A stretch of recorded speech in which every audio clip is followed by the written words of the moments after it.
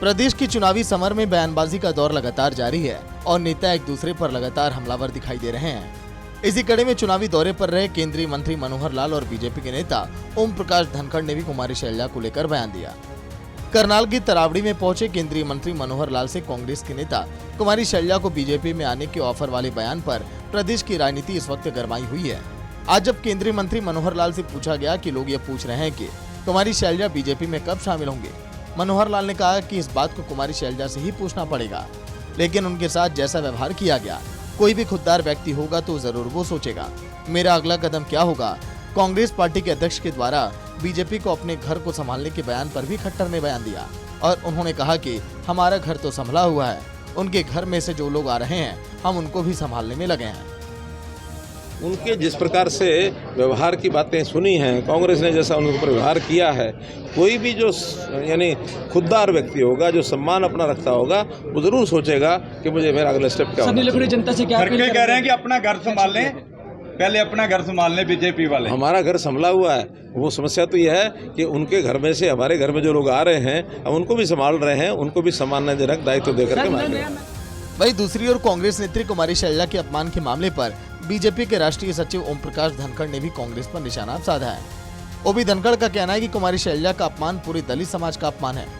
उन बड़े नेताओं को इस मामले में आगे आकर माफी मांगनी चाहिए, जिनके लिए शैलजा काम कर रही हैं। ओबी धनखड़ का ये भी कहना है कि दलित समाज का कोई भी व्यक्ति कांग्रेस को चुनाव में वोट नहीं देने वाला। इतना ही नहीं, ओपी धनखड़ ने बादली हलके से बीएसपी और इनेलो के साझा उम्मीदवार का नामांकन वापस लेने के मामले में भी दलित समाज में आक्रोश होने की बात कही है। उन्होंने बसपा प्रत्याशी महेंद्र सिंह का नामांकन वापस लेने के मामले की जांच करवाने की भी मांग की। देखिए, दुर्भाग्यपूर्ण है एक इतनी बड़ी नेत्री का इस प्रकार से हल्के शब्दों के साथ अपमान करना। प्रदेश के हर आदमी को इससे तकलीफ हुई है और हमारे अनुसूचित समाज में तो इसका व्यापक रोष है और होना भी चाहिए। माफी मांगी जानी चाहिए थी। बड़े लोगों ने माफी मांगनी थी जिनके वो समर्थक थे। बहरहाल प्रदेश में चुनावी मौसम में सियासत गरमाई हुई है और नेता एक दूसरे पर लगातार हमलावर हैं। ऐसे में बयानबाजी का दौर ये कहां तक पहुंचेगा, ये देखने वाली बात होगी। झज्जर से प्रदीप धनखड़ और करनाल से हिमांशु नारंग की रिपोर्ट, सूर्या समाचार। प्रदेश की चुनावी समर में बयानबाजी का दौर लगातार जारी है और नेता एक दूसरे पर लगातार हमलावर दिखाई दे रहे हैं। इसी कड़ी में चुनावी दौरे पर रहे केंद्रीय मंत्री मनोहर लाल और बीजेपी के नेता ओम प्रकाश धनखड़ ने भी कुमारी शैलजा को लेकर बयान दिया। करनाल की तरावड़ी में पहुंचे केंद्रीय मंत्री मनोहर लाल से कांग्रेस के नेता कुमारी शैलजा को बीजेपी में आने के ऑफर वाले बयान पर प्रदेश की राजनीति इस वक्त गरमाई हुई है। आज जब केंद्रीय मंत्री मनोहर लाल से पूछा गया कि लोग ये पूछ रहे हैं कि कुमारी शैलजा बीजेपी में कब शामिल होंगे, मनोहर लाल ने कहा कि इस बात को कुमारी शैलजा से ही पूछना पड़ेगा, लेकिन उनके साथ जैसा व्यवहार किया गया, कोई भी खुददार व्यक्ति होगा तो जरूर वो सोचेगा मेरा अगला कदम क्या होगा। कांग्रेस पार्टी के अध्यक्ष के द्वारा बीजेपी को अपने घर को संभालने के बयान पर भी खट्टर ने बयान दिया और उन्होंने कहा कि हमारा घर तो संभला हुआ है, उनके घर में से जो लोग आ रहे हैं हम उनको भी संभालने में लगे हैं।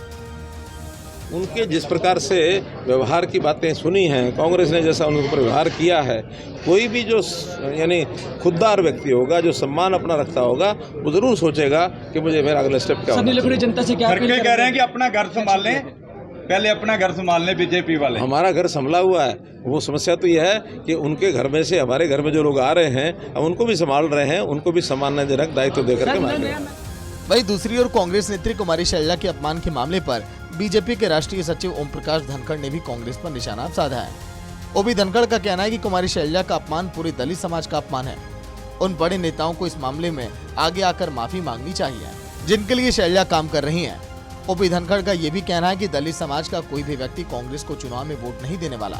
इतना ही नहीं, ओपी धनखड़ ने बादली हलके से बीएसपी और इनेलो के साझा उम्मीदवार का नामांकन वापस लेने के मामले में भी दलित समाज में आक्रोश होने की बात कही है। उन्होंने बसपा प्रत्याशी महेंद्र सिंह का नामांकन वापस लेने के मामले की जांच करवाने की भी मांग की। देखिए, दुर्भाग्यपूर्ण है एक इतनी बड़ी नेत्री का इस प्रकार से हल्के शब्दों के साथ अपमान करना।